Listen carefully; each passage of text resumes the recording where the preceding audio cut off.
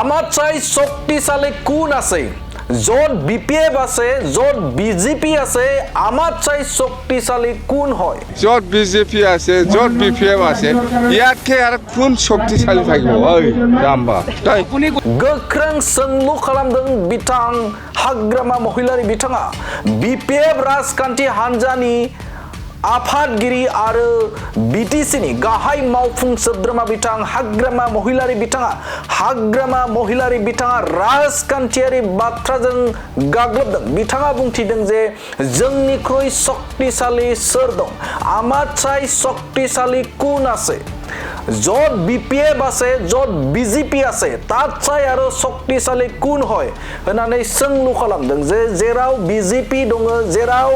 BPF राजखान्थि दङ आरो बेनिख्रुइ शक्तिशालिया सोर होननानै सोंलु खालामदों बिथां हाग्रामा महिलारि बिथाङा बाथ्रा बुंथिदों जे पिएफनि एमसिएलए खलिहर रहमान बिथाङा बे समाव बिपिएफ नागारदों बे नागारनायखौबो बिथाङा बाथ्रा बुंथिदों बिथां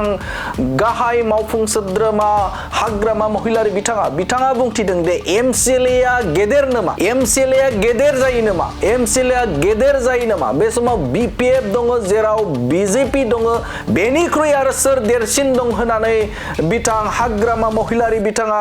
बाथ्रा बुंनायखौ नुनो मोनदों बिथाङा रोखा बाथ्रा बुंथिदों जे बिजेपि जेराव दङ जेराव बे समाव बिजेपि बिपिएफ दङ आरो बेनिख्रुइ आरोबाव सोर गोहोगोरा दं होननानै बाथ्रा बुंथिदों हाग्रामा महिलारि बिथाङा अरुप कुमार देनि बिजाथिलाइ गथायनाय हाबाफारियाव बाहागो लानानै बेफोरबायदि बाथ्रा बुंनायखौ नुनो मोनदों जे बिजनि जे बिधान सभाया मोनसे नोजोर होनो गोनां जाहैदों जेरावनिखि दिम्बेश्वर बर' जाय बिपिएफ राजखान्थि हान्जानि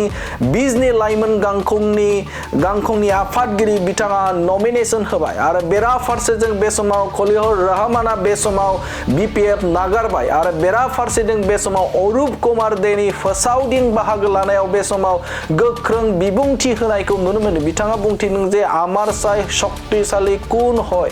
যত বিজেপি আছে যত বিপিএফ আছে তাত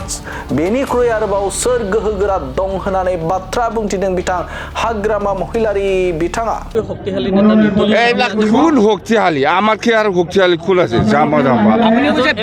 বিজেপি আছে আমি আছে আমাকে আর কোন শক্তিশালী থাকবো